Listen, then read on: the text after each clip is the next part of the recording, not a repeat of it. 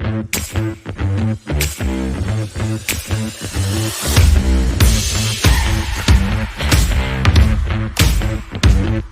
going to kind of go through a high-level product tour of Docstar. I'm going to say that the reason we're doing this is because we're going to be updating our cloud. So anybody that is on our VRC cloud, Docstar cloud, you're going to be getting this upgrade probably at the end of this month. So we wanted to do this presentation for everyone now to make sure that you know some of the UI, user interface changes that are taking place with this application. Okay, so let's hop right into it. So what I'm going to say also is anybody that has an active support contract, you get free unlimited training. I provide that training. You see here my dot cards has all of my contact information. It also has a link to schedule that training. So you would, go to my calendar and schedule an hour training to start. So if there is anybody interested, my contact information is there. You certainly can call into support, and there are a number of different help files, which I'll show you today. But primarily everything you're going to see today is high-level product tour. So key points, many of you that are on our cloud, not on-premise, you may have noticed with PIF being acquired or its assets being acquired by VRC on December 18th of last year, we had to move the domain. So unfortunately, some of you may have experienced some service interruptions because of that. If you have any questions, our support is Docstar support at vitalecm.com. So the new support line is Docstar support at vitalecm.com, and that's how you get in touch with us. I will say we are adding a phone number. I know that's been frustrating. So I'll be your escalation point. If you're not getting the level of service you need, please reach out to me and I'll make sure that you do. But I will say this webinar is a high-level product tour. It's not full training. Customers typically only use about 10% of the Docstar application, if that. Docstar has a lot of feature functionality. Yes, you can record it. We are recording this meeting as well, so you'll be sent this recording after this demonstration. So again, customers with active support agreements, we provide free unlimited training. You have new people that are coming in. You need some admin training. You don't like how security's set up. Let us know, and we will make sure that you have the resources necessary. So by the end of this month, you're going to be seeing this new version. So the version is 24, and I don't know if we're going to 24.1 or 2. But the first 2 digits is the year. So this would be a 2024 version. Currently, our cloud is on 23.8, 23.2, which is a 2023 version. We always stay a version behind just so we make sure that you're not stuck in a bad version. Anyone that is on premise that wants to get this, you just email, if you have an active support agreement with us, you email Docstar support at vitalecm.com and we'll schedule an upgrade for you. If you don't have support, you would have to, but you have software, you can request the upgrade and apply it yourself. All right, so so what's new? We're gonna actually show this, but new look and feel. So from a UI perspective, you're gonna notice some changes. I don't know that they're drastic, but the big change here is search and view tab versus the old retrieve tab. So you used to only have the retrieve tab at the top. Now you're going to see a search and view. And so this allows you to actually go between the actual image and the result set or the search results. I like that. Another nice new feature in 24.1 and above is the document and data exporter. So to export all your data and documents out of the system, you can do that free of charge whenever you want. You get up to, if you're doing on our cloud, you get up to 500 gigs free. Again, if you have more than that, let me know. I can assist with that. But we're going to show where you actually install that. User-defined tables, probably you'll never use this. This is a great tool for us. VRC is a value-added reseller. So as a result, we don't make the product, but as integrators, this user-defined table is really helpful for our cloud customers. So anybody that's on the Docstar cloud, we can actually, if you're doing things like workflow automation, we can store staging tables in the database, which for most people will be like, what is that? That's not even helpful. I'll leave that. That's kind of a more advanced feature. Automation Studio. So this is something that was, I think, in 23. This allows us to basically hook in to Workato.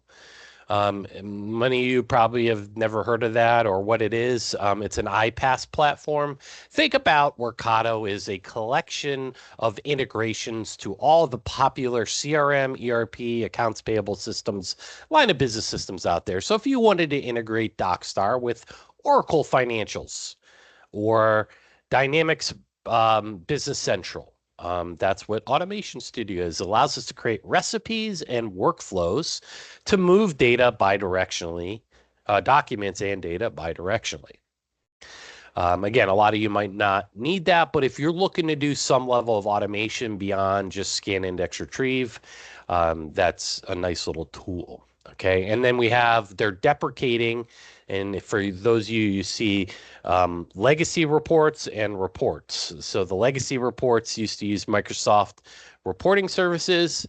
That's kind of been deprecated. It's going away, and they've replaced it with Exago BI. It's a full BI business intelligence tool that's built into the core application. Anybody that had the ReportWorks module will get this in their new system.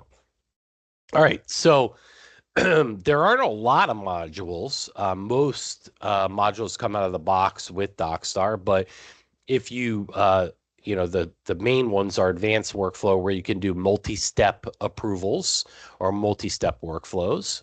You have barcodes.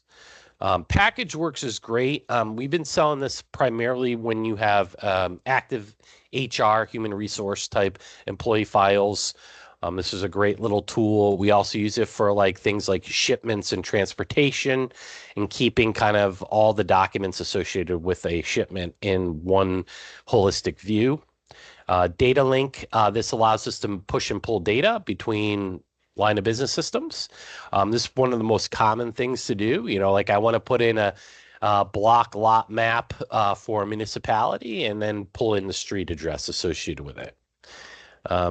Some of the other tools here that you might not know, we have full DocuSign integration. So if you're doing any type of policy and procedure type workflow where you need a full PKI, public key encrypted based electronic signature using DocuSign, that's what you see here. And that's a small module purchase. And lastly, the Docstar IDC, Intelligent Data Document Capture. If you thought, hey, I don't want to have to sit there and key data every time I scan or import a document, can it just do it automatically? Well, that's what that is. So it's a document capture capability with this smart OCR, optical character recognition. It basically allows us to read and extract data from unstructured documents. So we'll show that quickly today, just to give you kind of a high level. All right, so let's go into capture. The first thing we're going to do is talk about capture. All right. So Docstar utilizes what we call the Docstar client. It's a little application that runs typically on a PC and allows you to do a lot of things. Okay. So if you don't have the client and you want more functionality at capture time, this is how you would do it. I'm going to show you where you go to install it. If you need this installed, just call our support. They'll show you how to do this. It's not hard. But where do I find the Docstar client to install? You will find that on your Capture tab, and you will also find it in your user preferences, and that's where you will install the client. Now, once you install, there's two tabs you need to configure. which again, I'm not going to go through here. But what can I actually do once I've installed the client? So first, any type of scanning, you're in our cloud or you're even on premise, you need the client to drive the scanner. So your local peripheral scanner. Also, if you want to use our Microsoft Office integration, our print import engine, if you're using the capture tab and you want to browse, and I'm going to show this as part of the demonstration.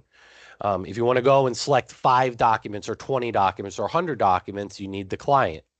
Without the client, you can only select 1 document to import at a time. Auto view is a little feature on capture where when you select the document or documents, they immediately pop up on the screen for you to index. You need the client for that, as well as pre-processing, the ability to render those documents. It also is for your batch importing. You're going to see in my demonstration, I have a little desktop folder, and I just want to drag and drop files into it. You need the client for that. And also, I will mention, and a lot of people don't use this, we do have the functionality of push filing. So you can actually remotely control Docstar through the Docstar client. This is for our 102 or 201 webinar where we go into push filing as it relates to capture. So the Docstar client needs to have a Windows operating system. It can't be a Mac or a Linux. Again, most of you probably don't use that. But you also need to have this client installed somewhere in your network. So if you are on our cloud, you need to have the client somewhere in your network to broker all of these different things that I mentioned. Okay. So let's talk about, there's 6 different ways to capture documents into Docstar. One is the desktop scan. We'll go into that in a little more detail. So this is a unique feature. I like this. A lot of ECMs today aren't giving you full desktop scan capture. Some require a thick client. Here, we're just using the Docstar client to run the peripheral. You don't need to open up any ports or security, and it makes it really easy to capture. You can import through the capture tab. There's a little browse button there. And then you have the Office print, and then what I'll consider our batch import. So we can monitor emails or we can monitor folders. Okay, so like a folder on your network. So we're going to show how some of these features today. As it relates to desktop scanning, a few things. One, VRC does no longer support selling scanners. We just not set up to do that, but you can go online and find any scanner that supports Twain and ISIS, not the Terra group, but the scan driver. This is basically most everything out there except for those Fujitsu Ricoh scan snaps that don't have that capability. Okay, there is a lot of benefits to desktop scanners over those multifunction devices. So I would say, if you are doing any level of back file or you have a lot of documents that are coming in, a desktop scanner is going to be so efficient versus walking to a photocopier using one of those brother multifunction machines. The desktop scanner has dual pick rollers, they have multi-feed detection, all those kinds of things built in. So when you are capturing, and we're going to go into some of these settings, and you can see that settings dialog here. This is in the client itself. There's a lot of different settings here. Okay, so first, we prefer black and white. If you're scanning documents, black and white's a 1 or 2-bit document. If you have to scan in color, that's fine. You're just going to be chewing up a lot more storage space. So any type of color scan is going to eat up, probably 10 to 20 times larger a file than a black and white. Okay, 300 dpi, 240 to 300 dpi is sufficient for OCR. If you want a smaller image, 200 dpi, which is the default resolution, is fine as well. And this is going to be the clarity of that scanned image. The higher the DPI, the higher quality, but the larger the file size. So out of the box, you have 3 kinds of separation capabilities, whether you're in an import or scan, and that is page count. every page I want to separate or every 2 pages. Blank page, we're using a blank page separator. And then when a barcode and when a barcode value changes, you can separate. You do need the barcode license to be able to do that. Now, you do have things like remove blank pages, which is for that blank page separation. So if you put a piece of copy paper in between your documents, every time we hit that piece of blank copy paper, it will separate. You see there blank page threshold and blank page margins. Those are all around how white that particular separator page is. There are some basic image enhancement capabilities. If you are capturing PDFAs for municipalities, do not use any image enhancement. Okay, that will take away the PDFA and make it a PDF image. Okay, so just know that. We support duplex scanning. We do support duplex and then removing the back of it. So if you have the front of it is not blank and the back is blank, we can actually delete the back of it by scanning duplex. Excuse me. All right, so batch import. Okay, this is something a lot of people might not know about, but batch import is essentially our ability to monitor a folder on a time basis. So when you do that, basically we can monitor for,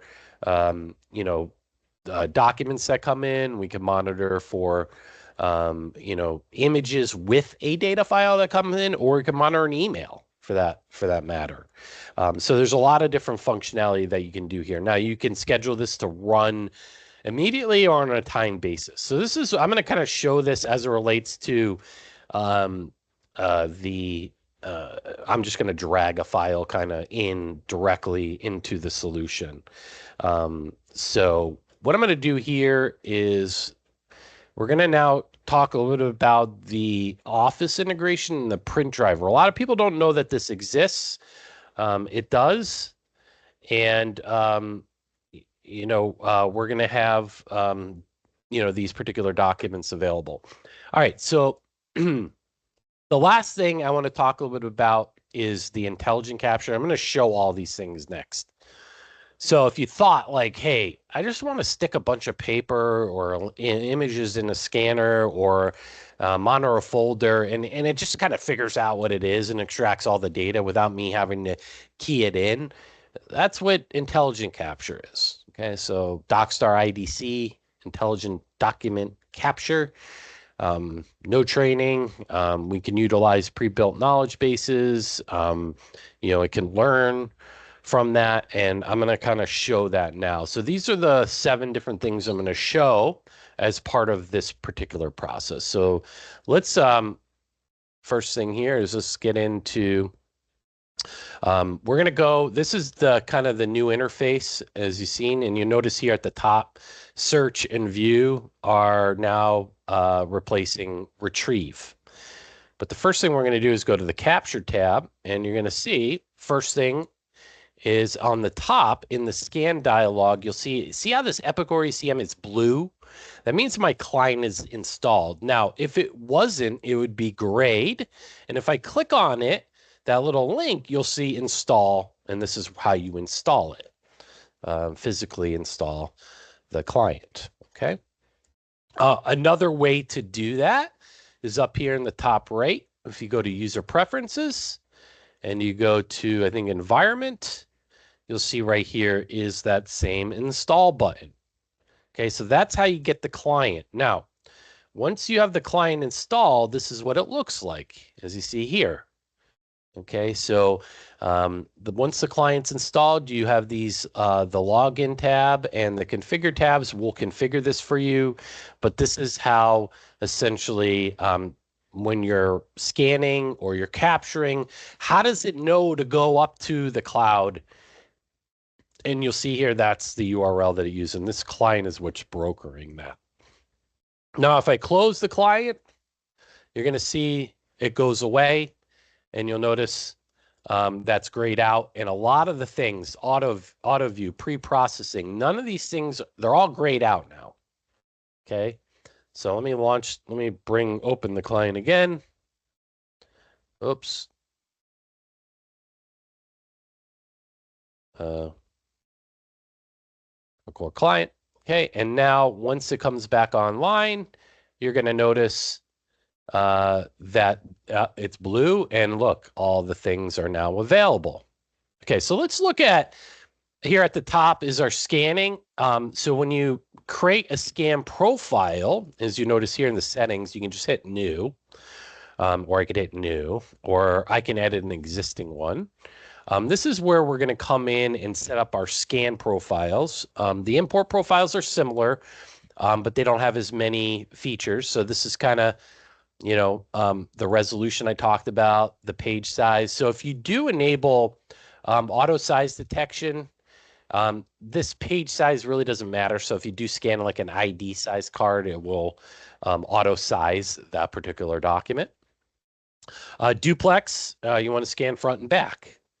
I would suggest you use remove blank pages if you're going to do that. So you save on storage space so that you're not putting in, you're scanning front and the back is blank. You don't really need that. Let's get rid of it so we can use the remove blank pages. The blank page threshold's all around how white that page is. I usually change this to 10. And then how inward from the margin do we want to look? So we usually increase that as well. Again, you do have some the speckled, the skew, and then your different separation options. So there's not a lot here, but you could create these different profiles essentially. So when you are scanning, it will allow you to, conform to that type of scanned image. Now, on the right here, you'll notice prompt to continue. That is designed for if you have an automatic document feeder, ADF, on your scanner, and you have a 100-page document, but it only fits 50 in at a time, you'll use your prompt to continue. You'll notice auto view is here. It's also here on the import. So we're actually going to do the import. So on the import, you'll notice pre-process. This is allowing us to render the document. So when we capture that document, it will automatically prompt us with the rendered image. Now, if I hit the options here, it gives you similar options as we saw in the scan dialog. Obviously, it's not scanning, so we don't have DPI. We don't have duplex. Those are concepts of importing. So let's now do a quick import here. I'm going to hit the browse button, and here I have an HR document. So I'm going to hit the application, and you'll notice with the auto view on in the pre-process on, it's immediately going to pop up on the screen for me. Okay. If I don't have that on, so if I say upload here, you're going to see with auto view, it pops up on the screen immediately. Okay. If I didn't, it would go into my workflow queue and I'd have to click over here on my workflow. But this just makes it really easy. You'll notice also by default, workflow is usually like down here. I hate that. So I usually like to drag my workflow accordion right to the top. You can just drag these accordions right to the top. So I have all my filing instructions right there. Okay. And then when I want to capture the name, I certainly could just type in Brent, like that. Or we could use Lasso OCR. Again, you have to have the client for this. Okay, you're going to notice here on the recognition, once you hit this once and you see this little check next to OCR shortcut, that means I could just put my cursor in the box and then just drag a box around the name or the value I want to extract, and it will do it. Okay, you can also do that in the fields below here. And then once I hit submit, that is now, imported into the solution. Okay. All right, so you'll notice here, very simplistic. That was a capture using my imports. Now let's do what I call a drag and drop. So if we come down to our client here, you're going to notice I have a batch import tab. So this allows us to look at a directory. Okay, so what I did was I just said I have this folder here on my desktop, send to Docstar, right? Which is a shortcut to this folder here. And then anytime I drag or drop anything in there, it's going to delete it and it's going to bring it into the contracts workflow. And it's going to run every 15 seconds. So this is a very easy thing to set up.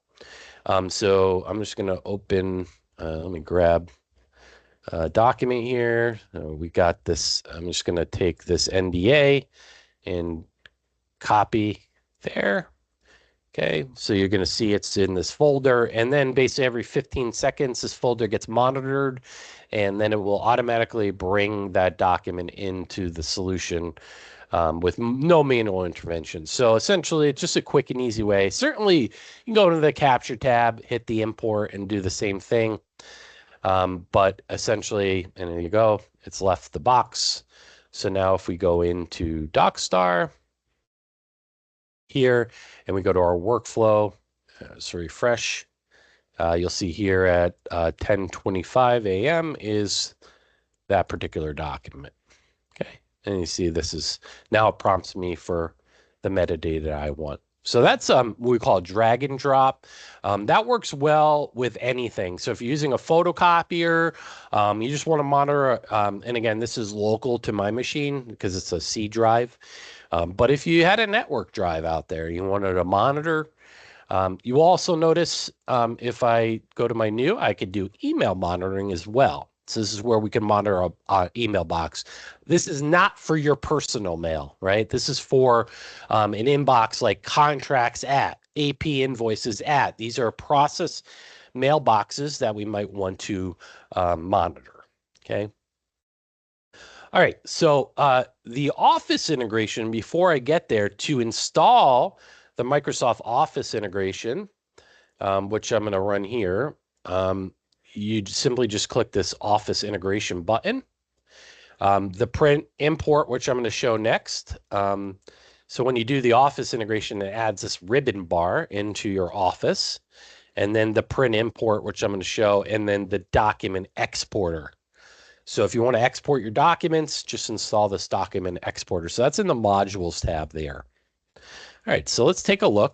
And once you install it, now you can see I have it here. I'm going to click this little.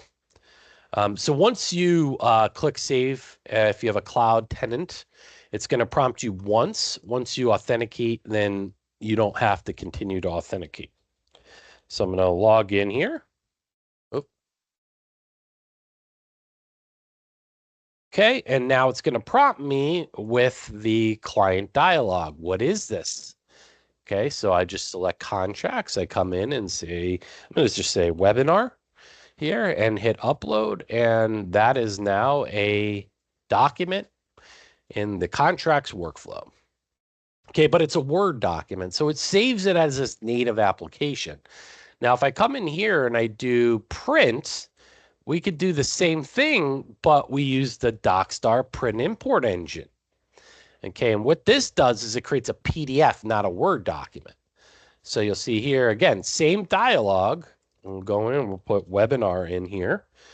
And I'll just use the convert to text and hit upload. And now that's a PDF in the system. So if we close this now and we open up Docstar and we go to our workflow queue, you should see here is our one from 1027. Here's the contract, the Word one, and here is the PDF version. And you're noticing here image processing. And you see that it then shows the image. That's what the client is doing. It's taking that Word file or that PDF and it's rendering it into our viewer control. And the document viewer control now allows us to do things like page manipulation, annotations, reordering, deleting, moving pages. So we can also then view 70 plus different formats that you might not have on your computer to view. Like if you have, Word 2012 or something like that, and you want to view it, the doc viewer will do that. Okay, and then lastly, our IDC or IDP engine. So that's this here. This is what we call IDC. Again, lots of different capture capabilities. Here we can go and grab a set of invoices. So I'm going to kind of just show quickly a binder document. So we're going to take this one set of invoices. So we have one PDF with 4 or 5 different invoices in it. It then uploads it, and then we train the system of where to extract relative data. So the core issue with most of these systems or in Docstar is you can't say, you can only say, look in the top corner and read the computer generated text. Now, here we're not using zone templates. We're using neural learning. So that one PDF file gets separated into, I think it's 5. So you see here, the first 2 pages were actually merged together. So there's 5 different invoices in that one PDF file, and then it broke them out. Every time we look at the invoice number, as you can see here, we look at the next page. Oh, invoice number is the same. Merge those together. Then we look at the next one. Oh, invoice number's changed. Separate. And as you notice, it will automatically extract all that information, even the line item detail. As you can see here, it's created this smart grid. So it knew how to de-interlace all the lines on an invoice. And as you know, every vendor sends you a different looking vendor invoice. So here it made a mistake on the PO number. So all I have to do is come up to the top and click PO number, and now it remembers that. So point forward, I don't need to retrain that. Now here, it got the tax wrong.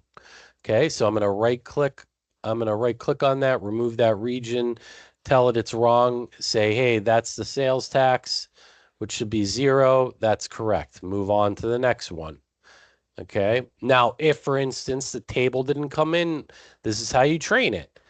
The table, grab the description, quantity, unit price, total, and now on the second line, it will automatically populate everything.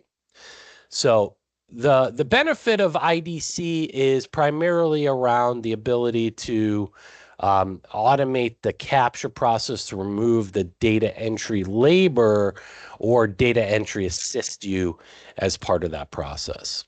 Okay. So moving on, we're going to get into search now. This is the major change in the interface. So you could search from any internet browser. Searching does not have any impact on the client. You don't need the Docstar client to search. And you could be on a mobile device, a Mac, an Apple Mac, Linux, Windows, doesn't matter.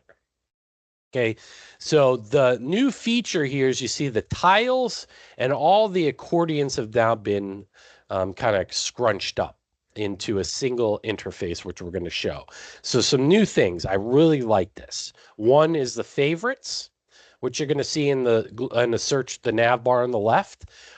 The ability to easily have different columns per saved search, and then make these searches available to everyone. So prior, we could only allow like my workstation or my profile, my login. If I customize the search, it was only available to me. Now administrators have the ability to allow others to use it. Okay, and as part of that, really nothing's changed from a functionality perspective other than kind of the UI and that ability to kind of share. For those of you not that you didn't, you're on our cloud or that you expose your Docstar to the internet, you do have the ability to use the iOS or Android Docstar app. So this will allow you on the go to be able to capture. So you can use your camera to capture documents, be able to respond to approvals. So if you're on the road and you have approvals, you can do this. And then you also, excuse me, have the ability to search. Okay, so the mobile app is out on the iOS Android Play Store. It's still there. So from a searching, and I say searching approval, it's really not searching, but you do have the ability to request mobile approvals. The nice piece about this is they don't have to be a Docstar user. And again, there's a small setup here. If you want to use this, you can contact support. It's a quick and easy setup. But this is great for external approvals. So if you have the ability, this will be sent to somebody's email. They don't have to authenticate, but this does not work with the mobile app. It's a separate request mobile approval for non-authenticated users. Okay. So that's a nice feature. A lot of people don't know about that. All right, so let's get into a demonstration here. So what we're going to do is we're going to create a new search. We'll show how to filter the searches, how to save the custom columns, sorting, and then related documents, which is a really cool tool. So let's now take a look at Docstar. Okay.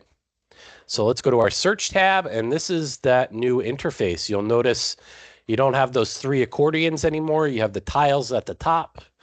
Okay, and then if I show this area, you'll notice the favorite searches area over here. Okay, now first, from a kind of a dialogue, they've kind of meshed everything in here. So the first thing I can do is I can create a new search, and we'll call this test HR. And you could add a category. So you notice favorite searches here. You have these different categories. You don't have to put a category, but this is HR related. So I'm going to go human resources. And do I want to include column preferences? What does that mean? So in HR, I have custom fields like employee name, employee ID, data hire, data terminate, whatever those are. I want to include those when I search. I want those columns to show. Okay. And then public, can everybody see this or can only my account see this? Okay.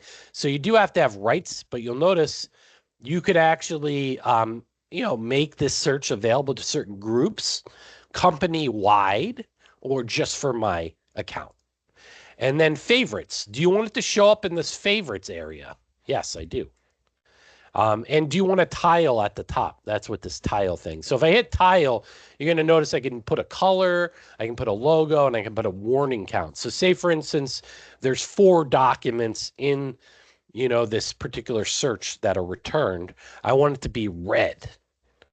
Warn me, it's red. Okay, so I'm going to come over here. I'm actually going to just say, let's just use this one. Okay, and we hit save.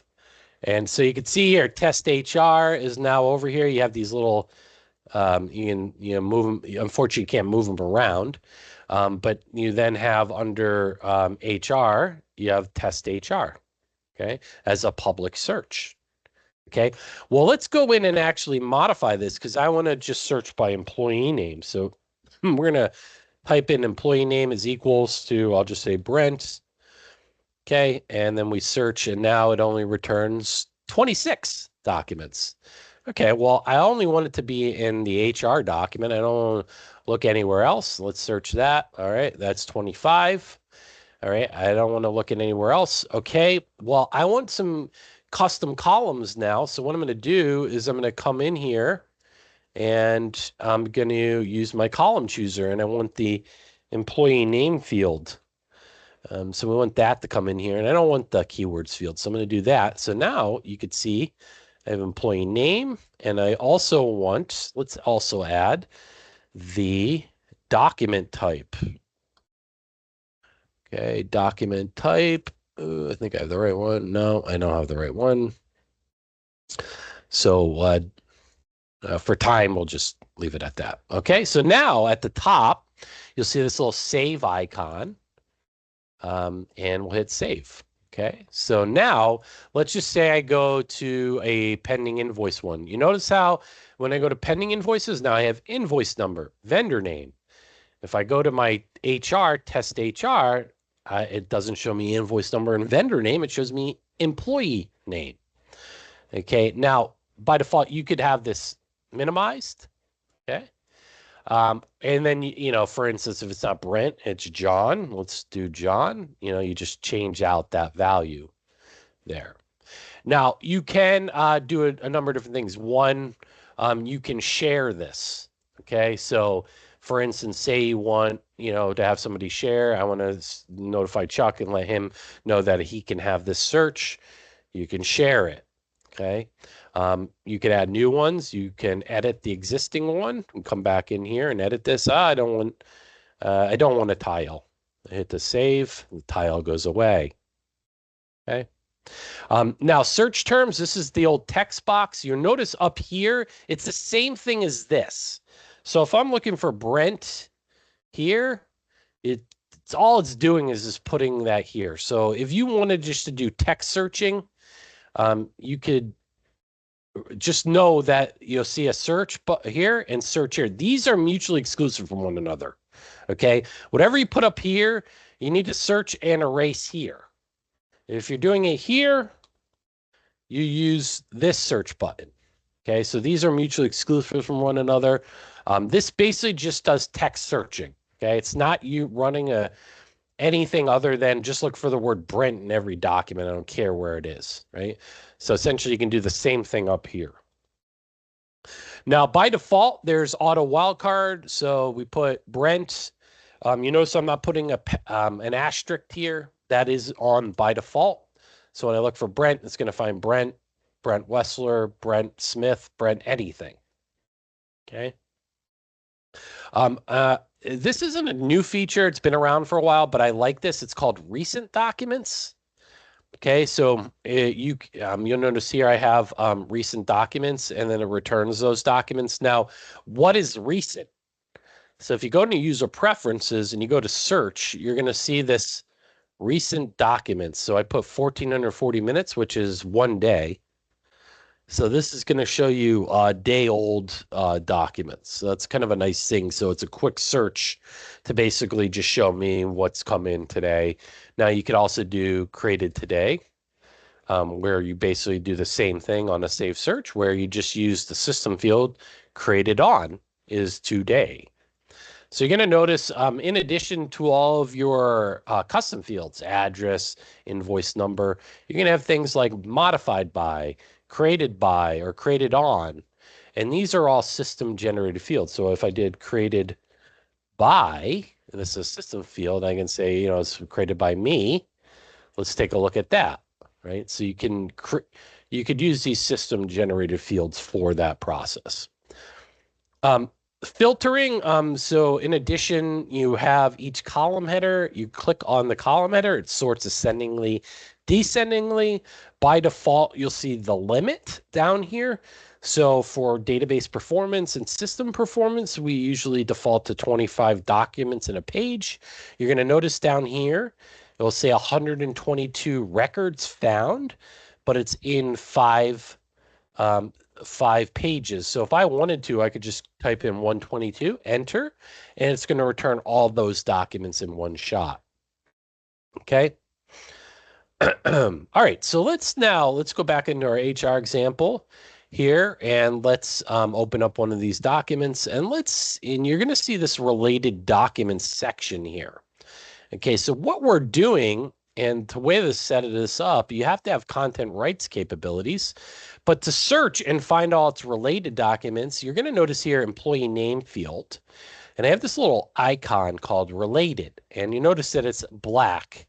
So I can enable this on multiple. You do also have all sorts of custom stuff you can do here. But simply put, any document that has John Smith as the employee name show here. And you notice it's showing all the John Smith stuff. Now, if I go back into my search and I look for Brent, okay, and search for that, I'm going to have quite a few more. So if I go into Brent, you're going to notice I have quite a few documents. So again, it's using the employee name field to link to other documents. So a lot of people want to get one document in for Brent and then add pages. That's a lot of work. Just bring the documents in and tag them with Brent Wessler, and they'll automatically link together through what we call related documents. If you don't see this related documents section, that's because you haven't enabled related documents, as you see here. Okay, so that is basically the search capability. Now we have 15 minutes left. I know it's kind of hard to go through all of this so quickly. That's why we offer the free training. So if you have specific things you want to learn about, let's get into those particular things. All right, so we're going to do edit and output, okay? So here, what we want to do is how can we manipulate documents? What are the different things that we can do? So you have, you notice here it's an older screenshot. So this actions menu is now the 3 dots, the ellipse, they call it, ellipse button. So let's go into some of these capabilities. So the ability to merge documents, you can assign to multiple folders, those types of things. And then how can you output documents? So let's look at the different output capabilities and what you can do from the results grid versus what you can do from the document viewer control. So let's go in. We're going to first show the difference of batch, things I could do, like I want to print 10 documents at a time versus things I can do singularly. We'll get into some annotations. We'll show some of the output options and then do a little version control. Okay. So let's take this particular document. So a few things here. One, editing this particular document. If you're in a document, you're going to notice the ellipse button again. You have, if I want to add documents, you have the import. Import allows you to browse out, and I can say, add this, and I want to append it to the end, or I want to insert it between pages 1 and 2, or I want to replace the thumbnail, in this case, page 1, with this value. So I'm going to hit append. This is going to now add that 3rd page. Okay, and you're noticing here it's image processing. This is part of that client where it's now processing, and you see it in PDF. This is a PDF, but you're going to see that this will be rendered so that I can do different manipulation type things. So you'll notice here, I'm waiting for that 3rd page to be rendered. Once I've done that, if you right click, you're going to notice here now I could do all this different page manipulation type stuff. So I can go, to this document. If I want to take page 2 and make it page 1, I just drag, drop, reorder, and basically page 1 is that. Okay. Now you could use your shift or control keys. You're going to notice when I do that on the thumbnail, there's this blue background. Now, when I do that, I could use the move to new document. I can, move to new document, and it will show what pages, and it will actually move this particular document out of that particular document. So basically it will move page 1 into its own document. You could also do this through a scan. So desktop scan, you'll see the scan, and I can do the same thing you just saw, importing with a scanned image. Okay. All right. Some of the annotation capabilities, you have redactions. So I can come in and say, I want to redact certain information. As you see here, I can redact certain information. I could highlight certain information. I could put sticky notes. Sticky notes and anything that's text-based is searchable. So if I was to search for text-based is searchable, it's going to find that and highlight that on the screen for me. Okay, so you have the full annotation capabilities here. Okay, output-wise, you have the ability, and you see, and now it's called share. So you have email and save a copy. These used to be in just a list, but you'll notice share, and now we have the ability to email, print, email, and export. So if you do have the Microsoft Office integration, which we showed you, which was installed as part of the client, you're going to notice here it will pull in all your Outlook contacts, and you'll see this open an Outlook button. Now you'll notice your by default, it's view. We want to attach the document. If you do select more than one document, it will zip it by default. I don't want to do that. I just want to attach a PDF so I can send as an attachment. And you'll notice native. Native means that it will export what it was brought in as. If it was a Word document, it will be brought in as a Word document. It will be exported as a Word document. If it's a Word document, but I want to convert it to PDF on export, I could select that. Now notice when I went from native to PDF, all of these checkboxes are now available because we're rasterizing the image now. So that redaction I put on the social, I can enable. So on output, it makes sure that it outputs with that.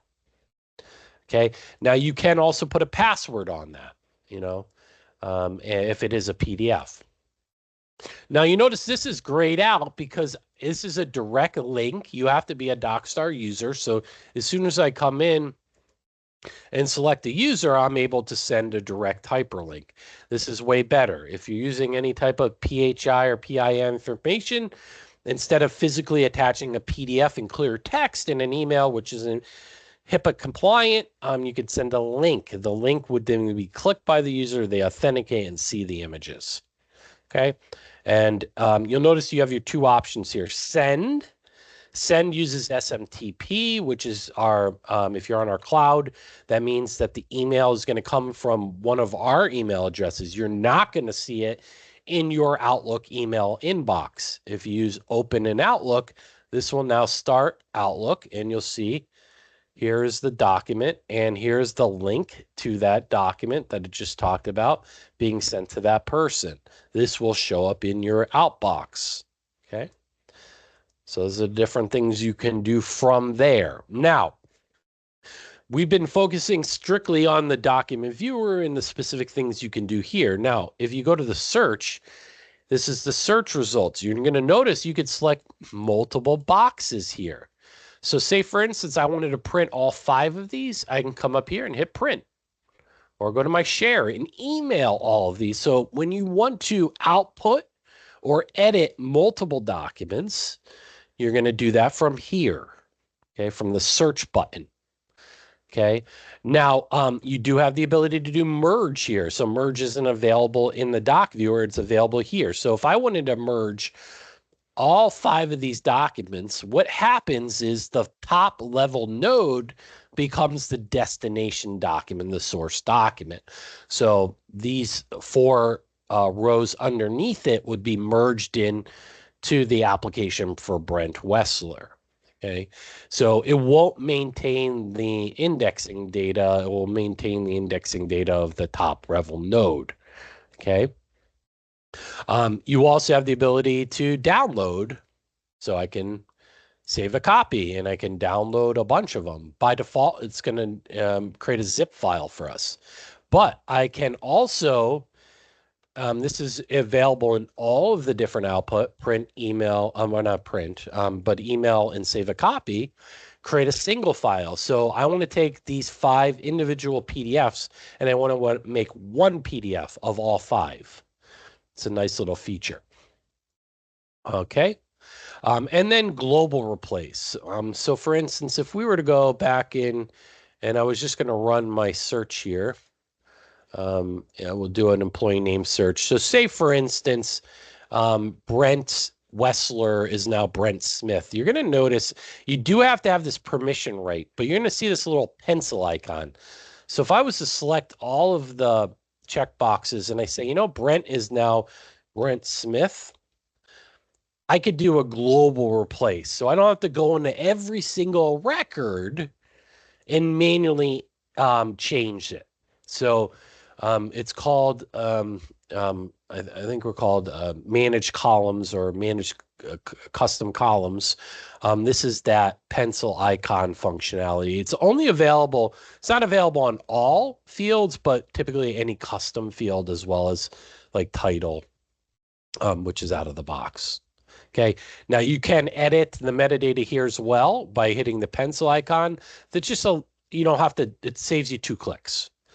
So instead of double clicking, you can just click the pencil icon, hit the cross through thing if you don't want to make a change, click the save icon if you do want to make a change.